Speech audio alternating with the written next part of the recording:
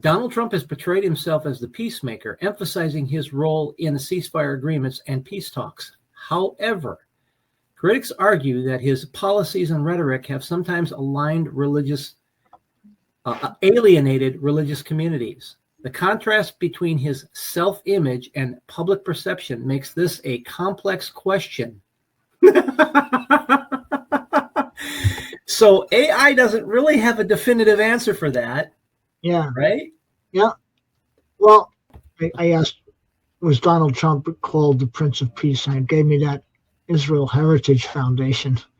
Yeah. About fostering through the Abraham Accords. Yeah. So there you go. So here's what it comes remember up. that.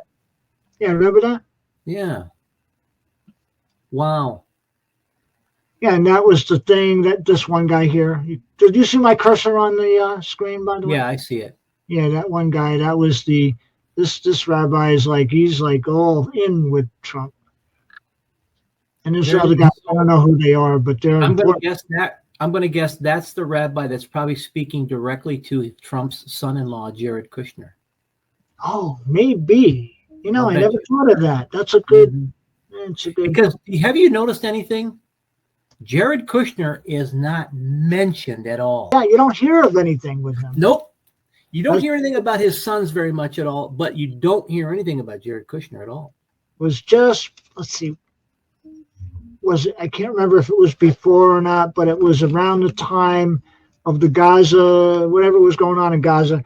And he made a remark right in the middle of that war, you know. Okay. He made a remark about how valuable that coastal area was in reference to, you know, Trump Gaza. It's going to be on Israel's terms. That's the way it's going to be, and that's the way it's going to be. And that's kind of like what's going on with Iran thing. Trump's trying to find a way through with Iran as well, and he thinks there can be a deal. And, you know, and all the talk radio shows, these guys like Wayne Allen Root, and they bring on generals and they bring on these different, you know, figures that are in high places. And they're always talking about, you know, what's going to happen with Iran. And Iran basically is going to have to make a deal. And that's what's been coming out from the administration, that they're going to have to make a deal. And we already know what's going on in the background with, like, if they don't make a deal, they don't come to some sort of deal, that, you know, it's not going to be good for Iran. It doesn't matter what happens to anyone else. It's going to be like Iran better, you know. Yeah. That's the whole thing. You know, forget about Iran hitting any other place and causing, you know, terrorist actions in different places around the world, you know. Mm-hmm. But, so what do you want me to bring up? This one here? That one? Yeah. 2, 3, that one, and then this one? Yeah. So which one? This one first? Well, all of them are just, like I said, they're the ones that I sent you, but I just wanted to put them up on the screen here real quick. All right, so there's your question, right? Yeah, there's the question. One of them I misspelled. You'll get a laugh at it. But AI knew what I was talking about, so. It's helpful. It's a helpful thing. It's a helpful tool.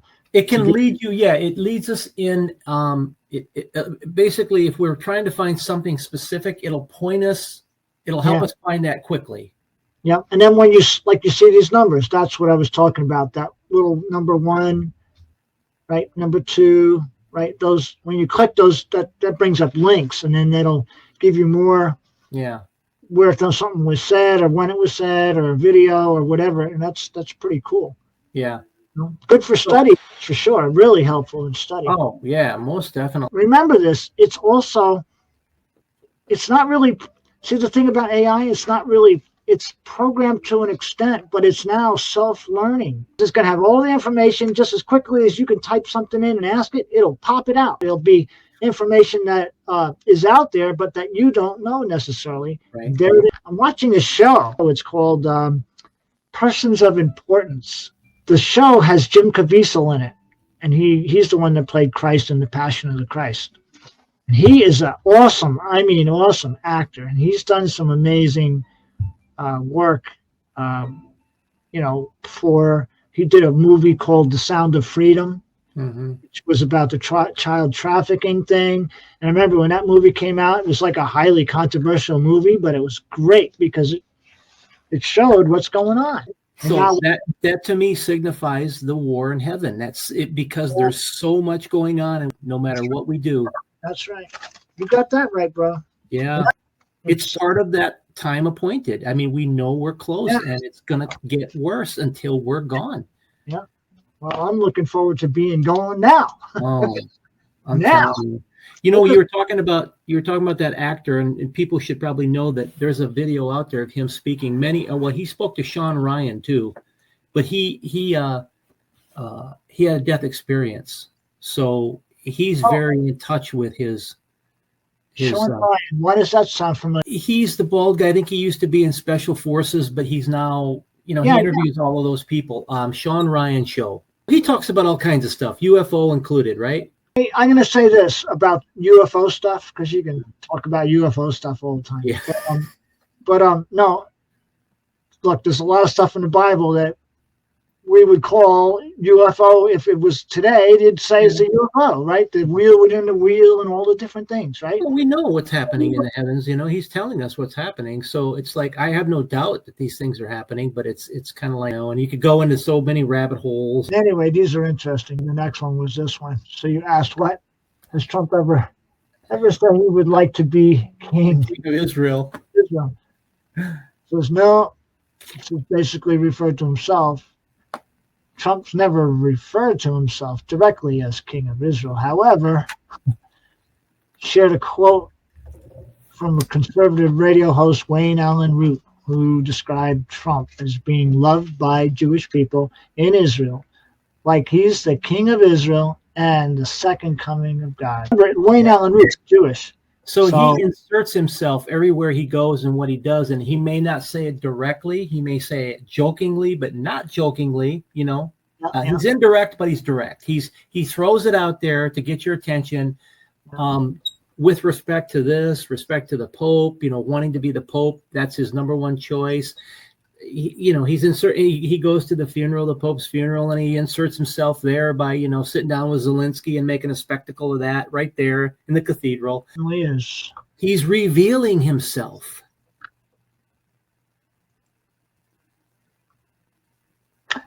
Yes, he is revealing to an extent. I mean, there is. That begs the question: has he been lent the full power then yet? He hasn't been totally revealed, because that would come when he actually takes power. Well, yes, but he is revealing himself. See, listen, there's always clues to things that people don't understand because they don't look for it.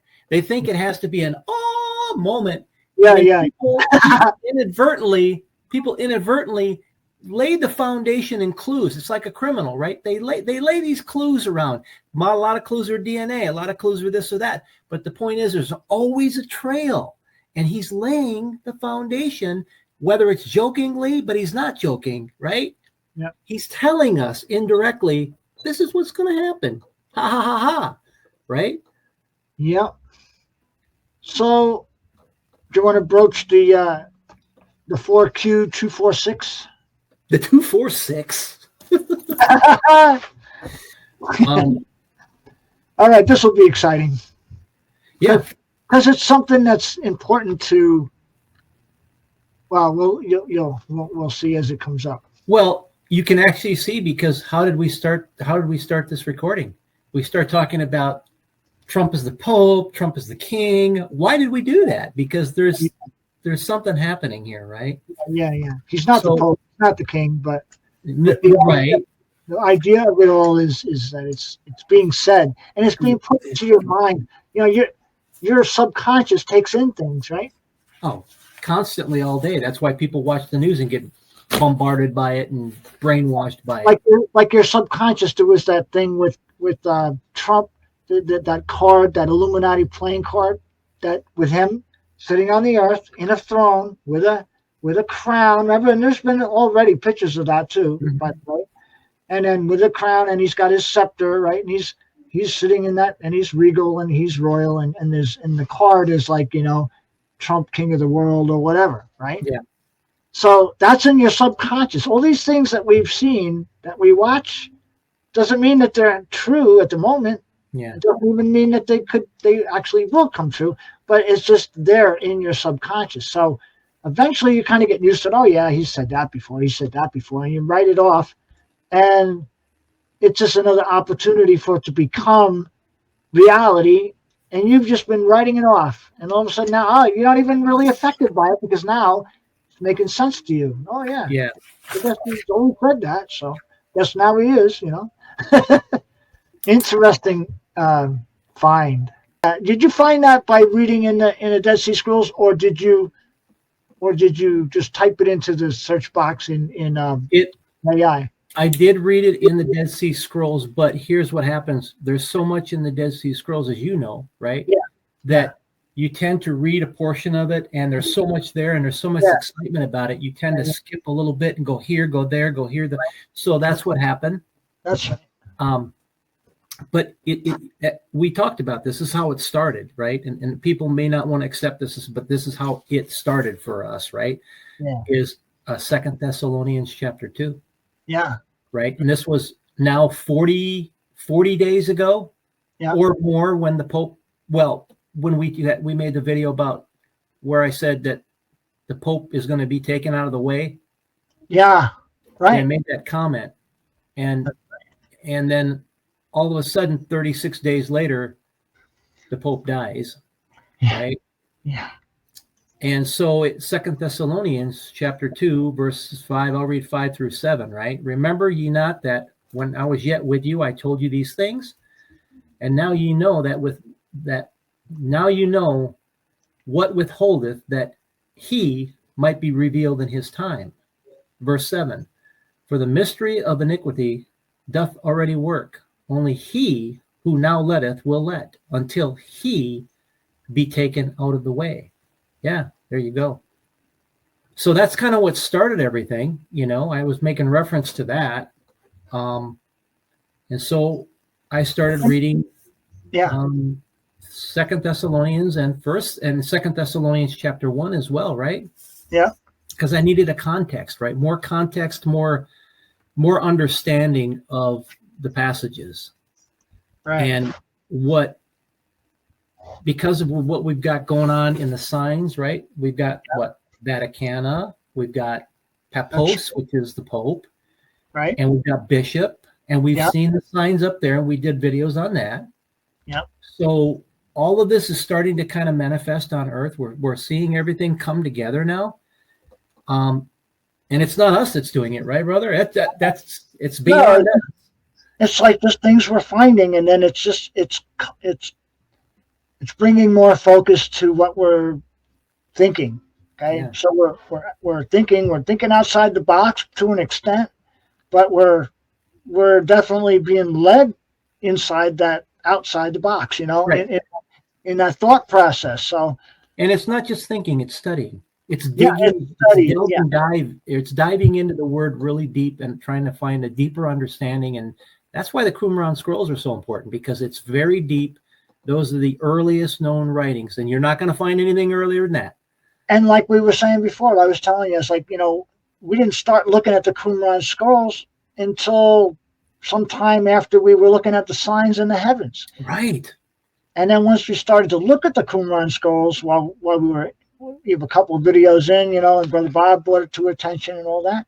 And now we're seeing things that were in the heavens that are confirming us looking in the Qumran scrolls, like Qumran and Mona Chia. Mocha-Chia. Yeah, Mocha-Chia. Well, Mana-Chia.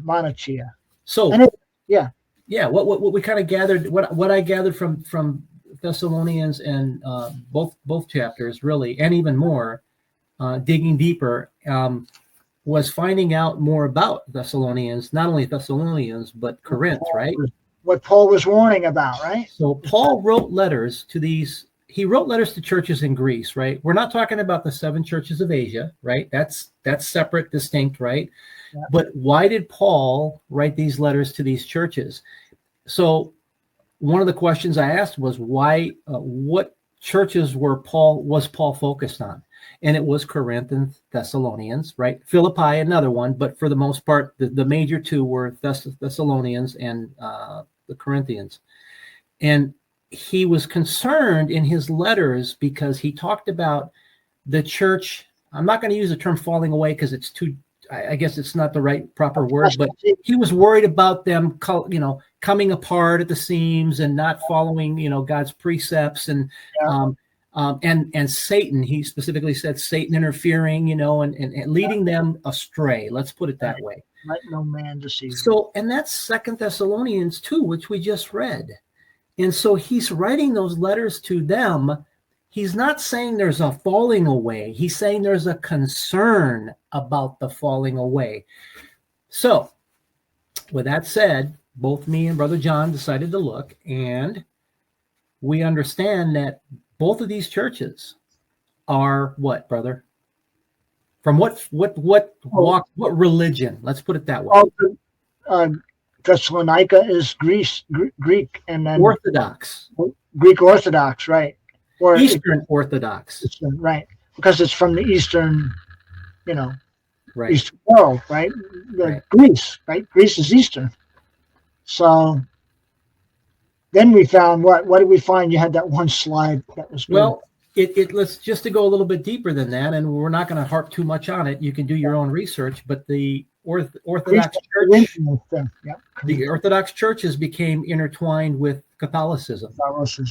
Right, and so then, but Catholicism came later, right? So now you start to see the pattern of he was worried about the departure, and now you're starting to see it over the years build. Now we understand why Paul understood that this probably could happen or would happen, right?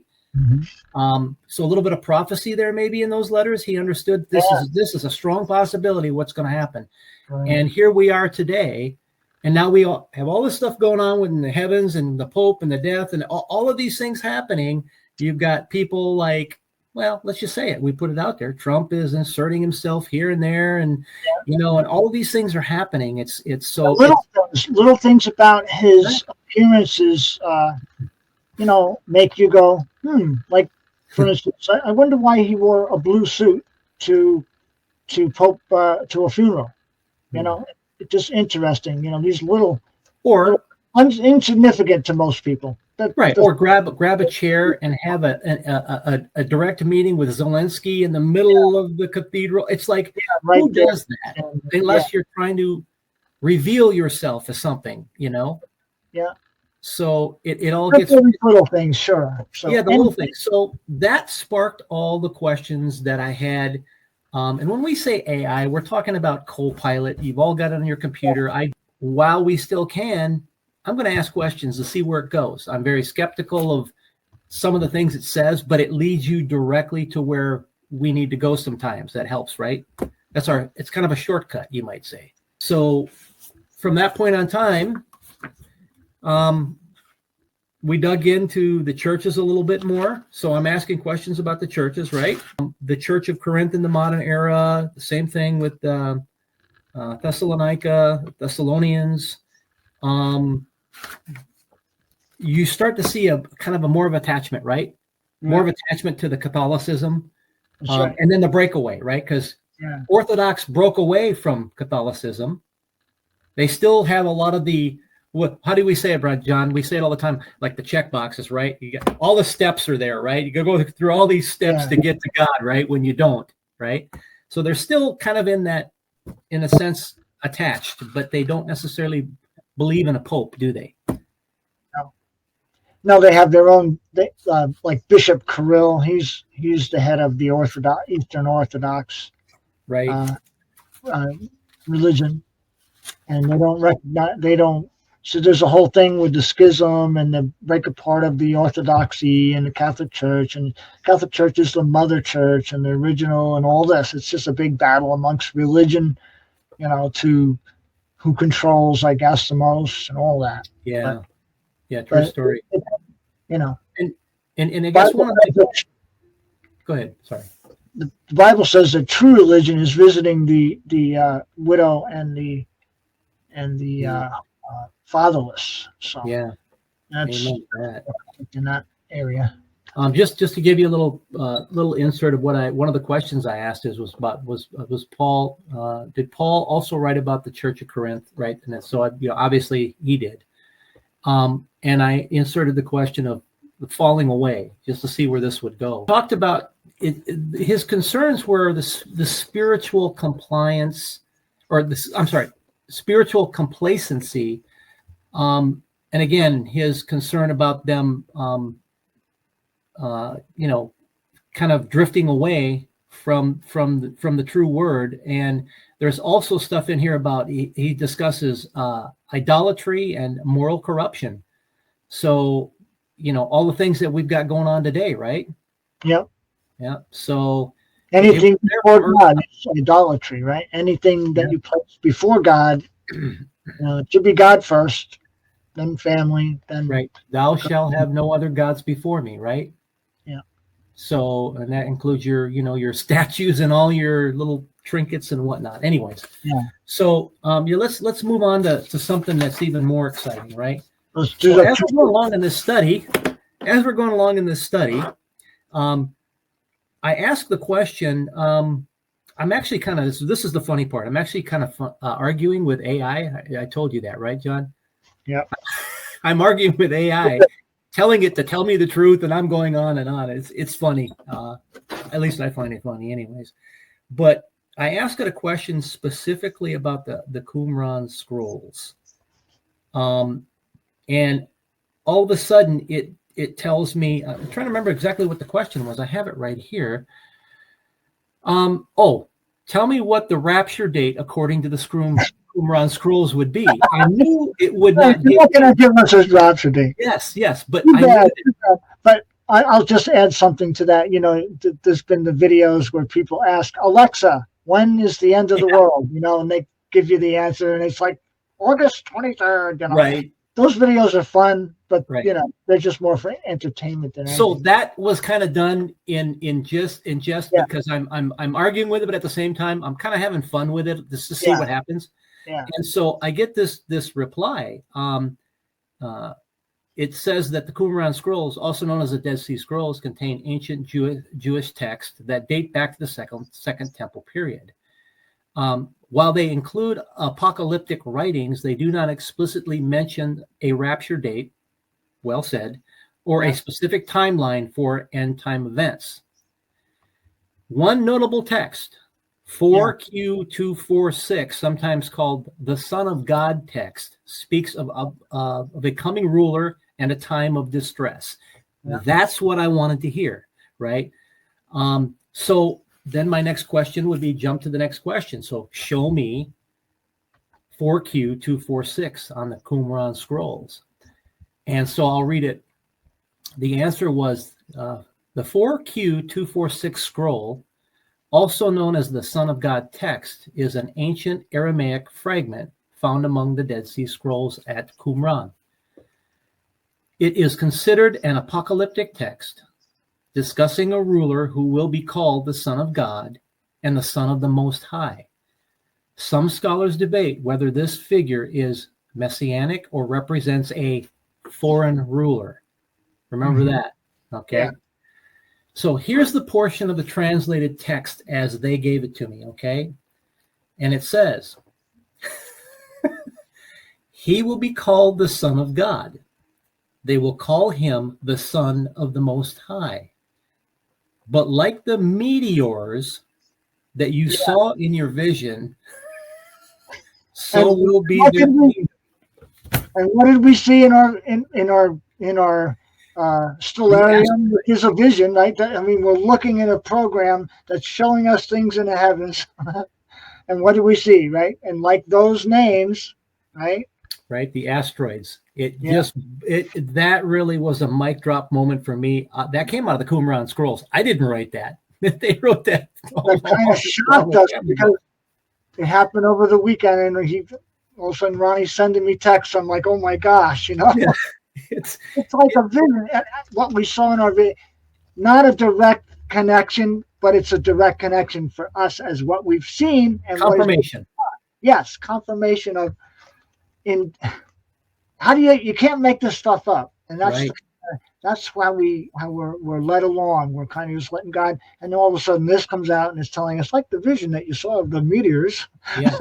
Well, let me read that. Let me read that part of it again, so you get a better context. And after that, okay. Yeah. But like the meteors that you saw in your vision, so will be their kingdom. They will reign only a few years. Yeah. 3.5 perhaps. Yeah. In the land or over the land, while people trample people and nation tramples nation. Yeah. What does that sound like? We get that in Scripture, nation against nation, right? Right. There it is. Right.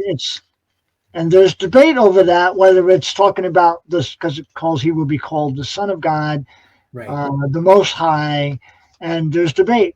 There's pretty hot about whether that particular text in the Dead Sea Scroll is talking about Christ or it's talking about the Antichrist, which is in Daniel chapter 7, in Daniel chapter 7. To me, it seems kind of self-explanatory. Because of trampling the people doesn't God. Trampling the people in the land is not God, right? God's wrath for sure is coming, but and he only reigns for a few years. That right there is a key. Right. He's going to reign for a few years.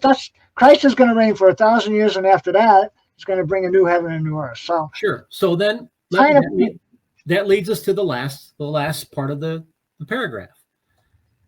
People will trample people, and nation tramples nations, until the people of God arise. Right.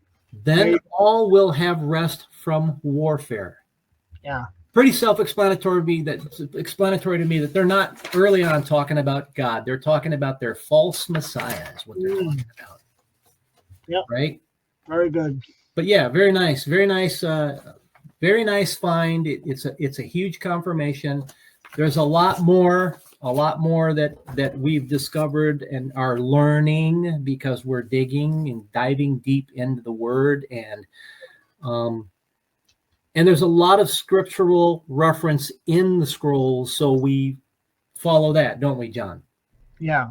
So, brothers and sisters, I hope you enjoyed that study time and pretty amazing finds. We are still digging into the Dead Sea Scrolls and watching as many videos as we can, learning and seeking into the Word and into the actual Dead Sea Scrolls. I actually got the book from the library, the hard copy, and it's really great. Yep, that's it. That's the one.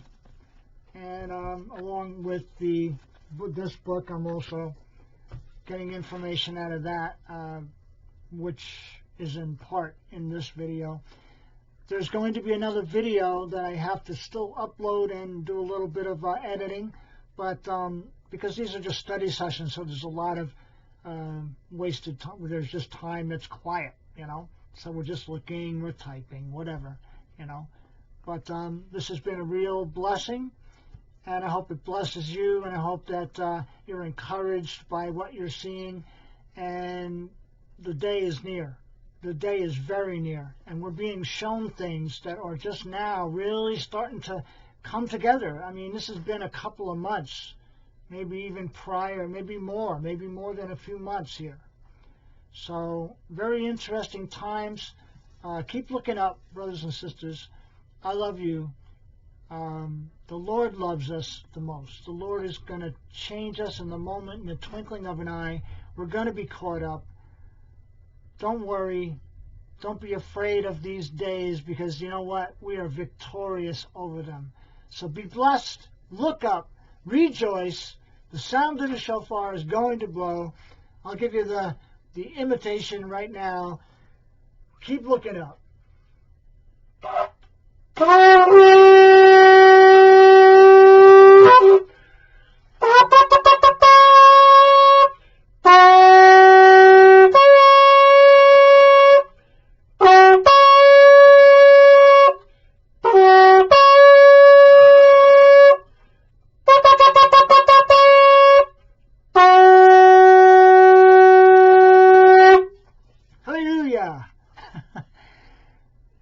Be watching. We've got another one coming up pretty soon. I got to do some more editing, but it'll be out, and it's as good as this one. It'll tie into the things that we're saying in this as far as the Dead Sea Scrolls, as far as the 4Q246 is concerned, and the War Scroll. So, praise God, keep looking up. Brother John, watchman for that great day, out.